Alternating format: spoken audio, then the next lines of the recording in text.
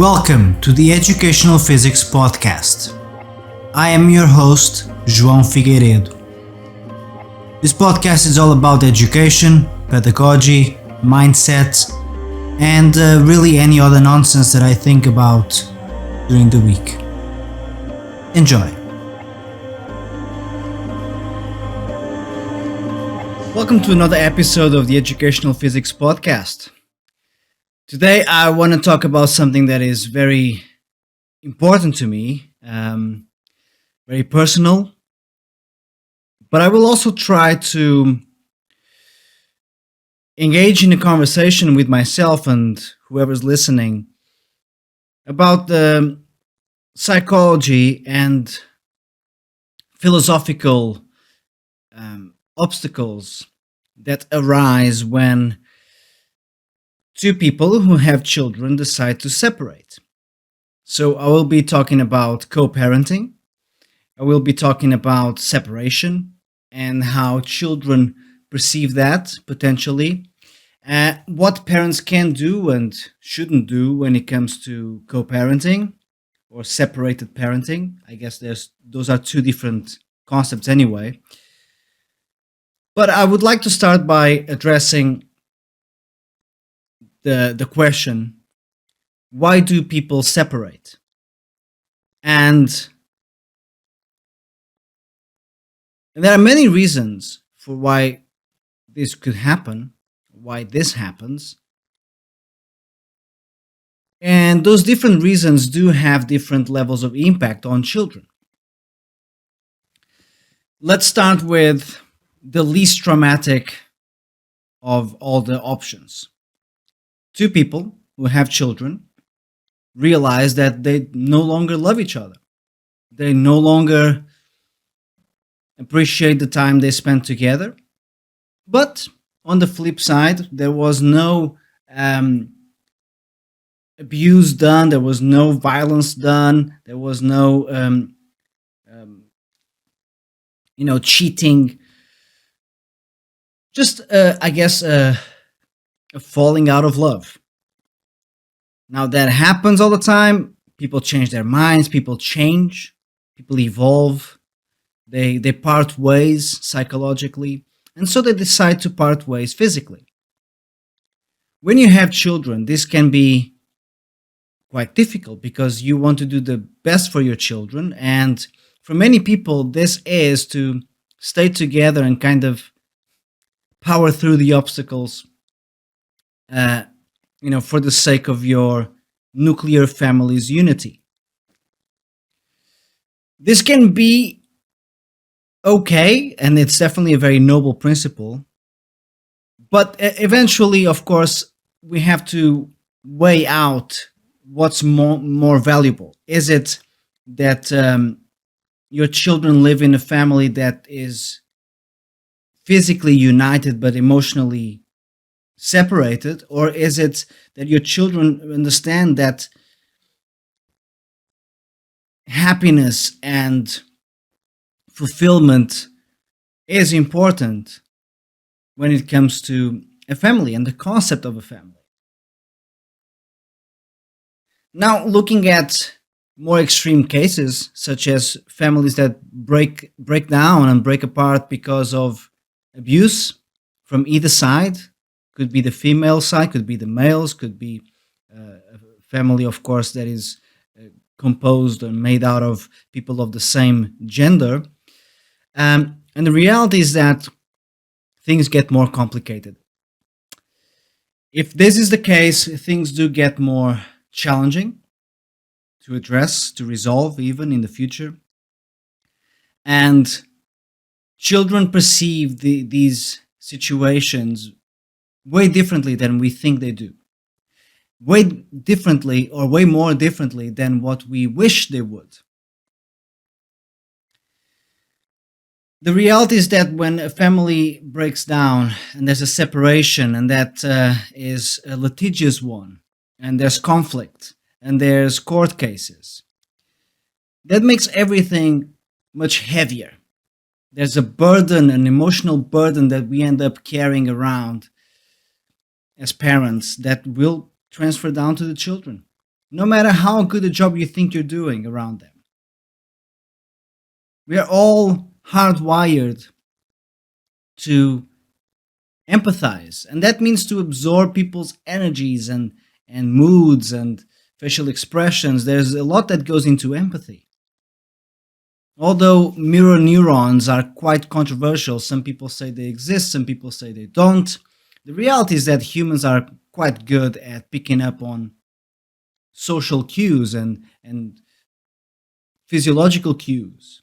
We are wired for that because it's a protective mechanism as well. So when a family is in conflict and as it breaks apart and people drift away with children in the middle,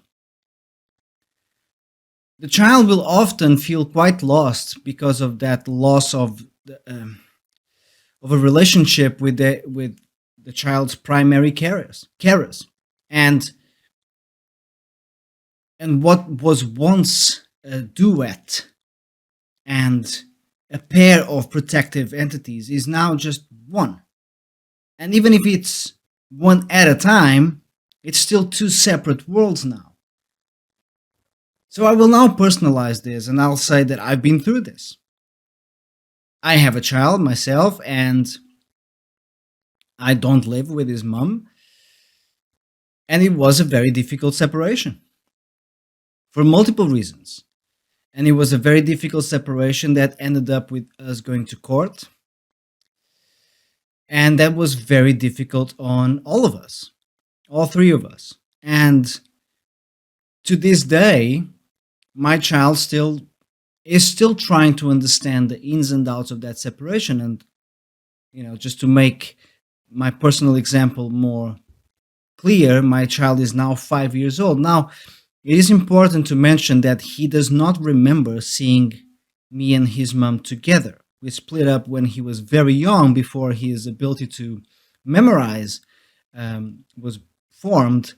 However, not his ability to feel safe or unsafe. That's intrinsic to us and innate to us since the moment we are born.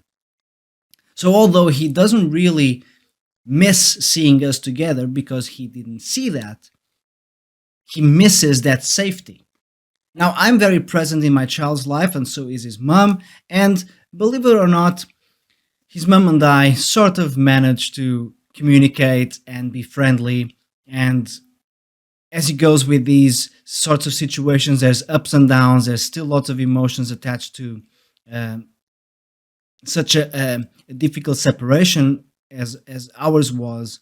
Um, the reality is that A, we do the best we can, and B, the best we can do is above average, I would say. We are capable of communicating on a daily basis. I see my child, 2, 3, 4 times a week. I live really close to where they live. So it's not the worst scenario in the world. However, recently, by recently I mean a few days ago, my child said to me, started asking me if mommy and I were gonna live together again one day. Now, this is a very difficult question to deal with, isn't it? Now, there's many different ways of addressing this. You could be, um, you could be insensitive and just say no, and mommy and I will never live together, and that's that, and don't ask me those questions, blah blah blah, because our ego is now wounded. Or we can take a deep breath and understand that this kid is trying to work out his safety system, and he wants it to be less complicated. And sure, he also wants what he thinks is good for mommy and daddy. And in his head, that's obviously to see that family all together. And to be fair to the child, wouldn't that be ideal? But it's not, because there's more factors than just the family factor. So, how does one deal with this aspect of truth? And now I'm going to take this down a bit of a philosophical route. What is truth? Is truth just the facts? Is truth the way those facts are perceived? Is truth a system of value, and is it just what matters instead of what is? And the reality is that truth is a bit of all of this. But for me, truth is indeed a perception of how things are, and also a system of value, and the system of value transaction. So if I tell you the truth, should I tell you a truth that provides value for both of us? Or that provides value just for me because it makes me feel like I'm speaking quote unquote my truth, even if it's at your cost? I believe that with my child specifically, I want all of our transactions to be beneficial for both of us. This shouldn't be a zero sum game when it comes to the truth. It shouldn't be being truthful at all costs. The reality is that I choose to offer a truth that is valuable for both of us. So when I have conversations with my child about this, when he asks me questions such as, what was the fight about that broke it off between you and mommy? I could say a million things, and the reality is that they could all be potentially true, depending on how we define truth. And this sounds very complicated, but it's very valuable for us to address these things as parents and educators. What is valuable? What is worth us discussing, especially across a timeline? That's the other aspect of this whole separated parenting and co-parenting issue, is that a child is an ever-evolving entity. So what I see as valuable truth today is not necessarily what I'm going to be or see as valuable truth tomorrow. The reality is that at 5 years old, is it worth talking about conflict and fighting and profound disagreements of principle that his mom and I had went together? No. The reality is that no, it's not. Now, we could talk about conflict from the standpoint of differences of opinion. That's okay, because it shows that we don't have to agree with everyone. And that's something that I can, as his father, talk about that and integrate that into his broader perception of reality. So we go back to what is truth? If it's a system of value and the best truth is the one that provides the most benefits to all of us, it's not at my expense, it's not at your expense, it's at for both of ours and society's and the world's benefit,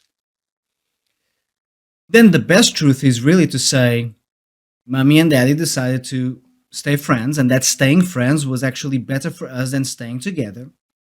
And that this way we can offer you, the child, more love and more attention because we are not so distracted with each other being not friends.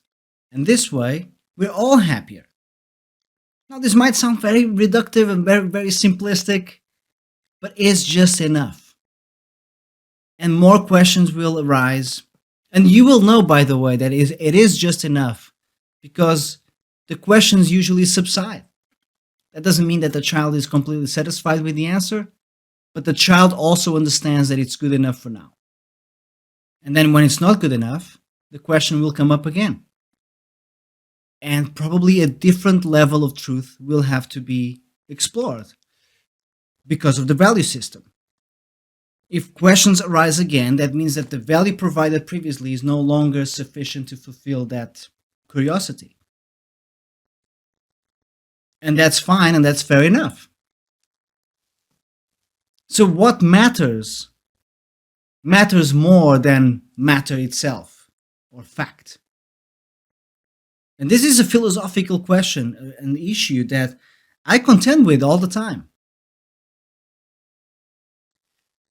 So this idea of progressive truth as a system of integration of reality is incredibly important and crucial when it comes to parenting, even more so when it comes to separated parenting. If possible, if you are in the same situation, coordinate that progressive truth um, with your co-parent. Make sure that you guys are on the same page. Otherwise, yes, the conflict will continue on. Right? One person is saying, "Mommy and Daddy just decided to stay friends, and that would be better for all of us," etc., etc., and analyze and see in the child's eyes when that amount of truth is just enough for now. But if the other parent is going like, "No, we've separated because I hated your father," that's a very different kind of truth. And even if it is a truth for that person, but it offers different value because the integration is now, what is hate? Why do we hate? What do people need to do to us in order for us to be entitled to hate? Now, that's a lesson that I not necessarily am very inclined to want to teach now. I don't think that everything is worth teaching at all the time.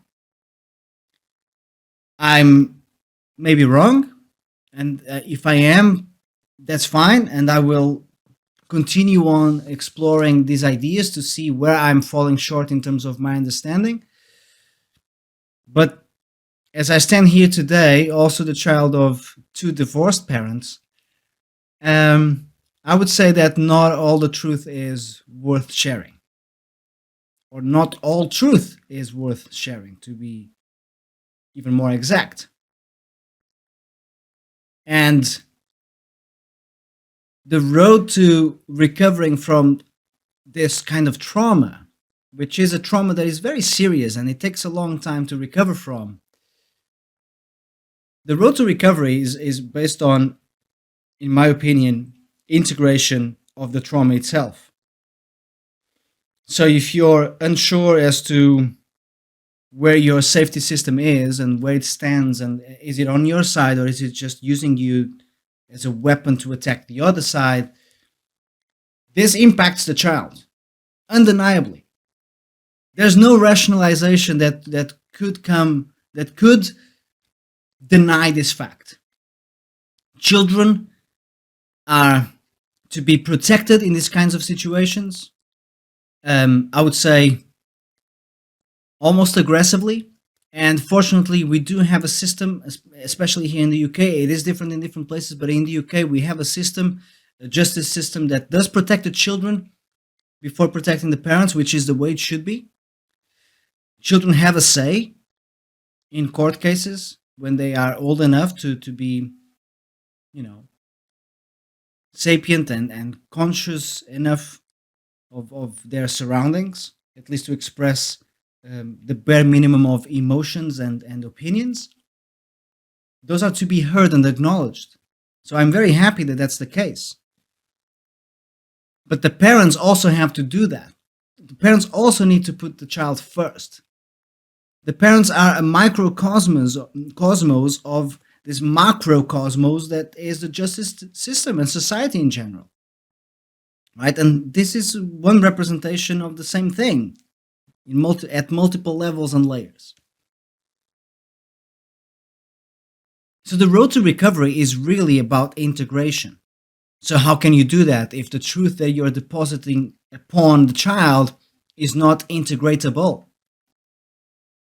How can you do that if it's such heavy a burden that you can't even work with the child in terms of going from this situation right here specifically of your parents are now separated towards how do you apply that to the whole world, or at least the child's perception of what the whole world is. So for example, explaining things from the past, conflict, uh, issues.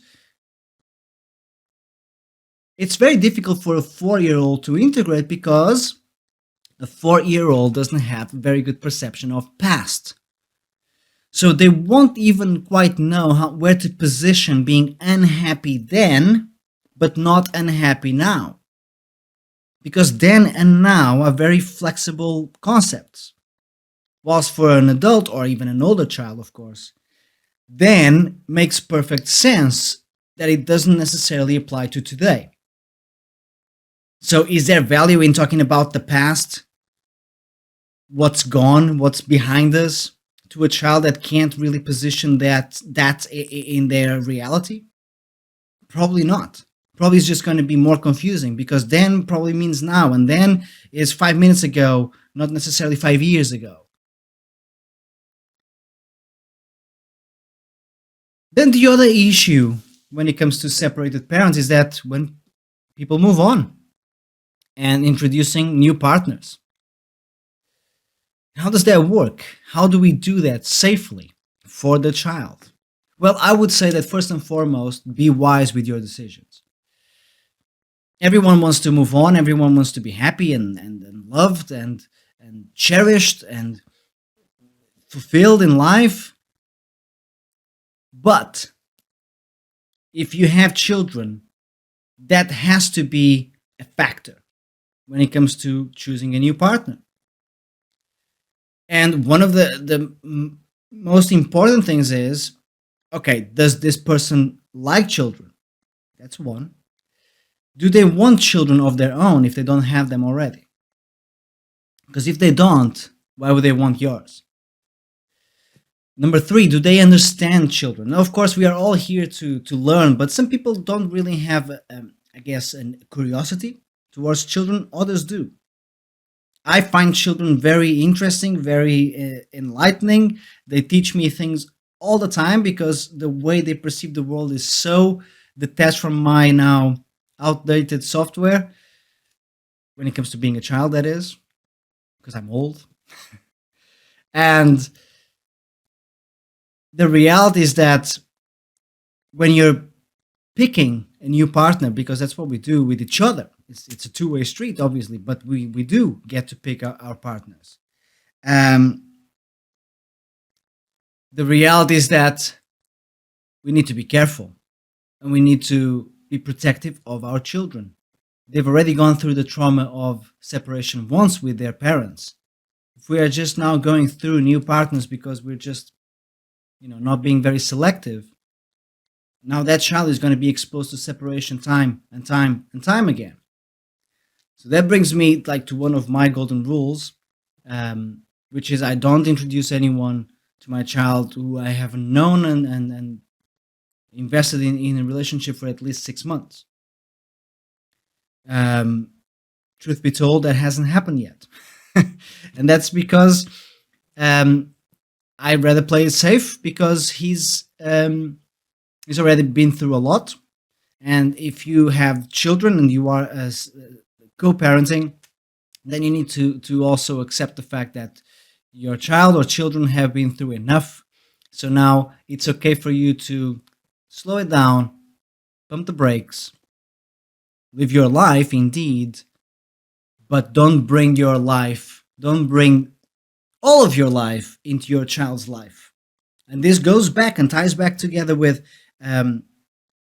the idea of truth. Do they need to know everything about you? Obviously, you know that this is not true. They don't need to know everything about you. There's a lot about an adult life that is unnecessary, sometimes even inappropriate for a child to know about. So I would say that if you are in this situation, then really think about the value of truth and what value that truth brings to you, your co-parent, and of course, at the top of it all, the child. And then negotiate with yourself as if you're transactioning truth as a token, as a currency. Negotiate with yourself, negotiate with your surroundings. How can I make this system work for all of us? And that applies to parenting styles, that applies to dealing with the reasons why things didn't work out, that applies to introducing new partners, that applies to how will you expose the child to a progressive level of truth that includes more sensitive ideas and more nuanced concepts, such as, for example, the idea of time that's gone by. That's a very interesting concept for a child. It takes time to really grasp exactly what that means. But integrate. So if you're talking about time, turn this into a conversation about time in general. Delayed gratification, which we will talk about here in the near future. Talk about like what is time and how does it go by and how can we predict what's going to come to us from the future. That's a unique characteristic of humans, isn't it? We understand past, so we also understand the future to the extent that we can predict it. Talk about relationships, talk about love, but maybe not hate. Talk about maybe the idea of staying friends rather than unhappily together. Talk about the idea of we don't have to agree with everyone, but it is okay to keep good relationships with everyone around us. And these are ideas and concepts that you can fairly easily, if your ego is in check and your emotions are in check, you can fairly easily help your child integrate all these events into their own reality. So I hope that this is helpful for you if you're a co-parent or if you're an educator dealing with children uh, that have separated parents. So you're trying to also work out why they have certain insecurities. This might be why. If you're someone who's in a relationship with someone who has kids, not your own kids, but someone else's kids, try to empathize that this is difficult, that it is a tricky reality to navigate. I hope this helps, and I will see you guys next Monday. Thanks for listening, and as always, if you like it, subscribe, like, share, comment, the whole thing. Take care.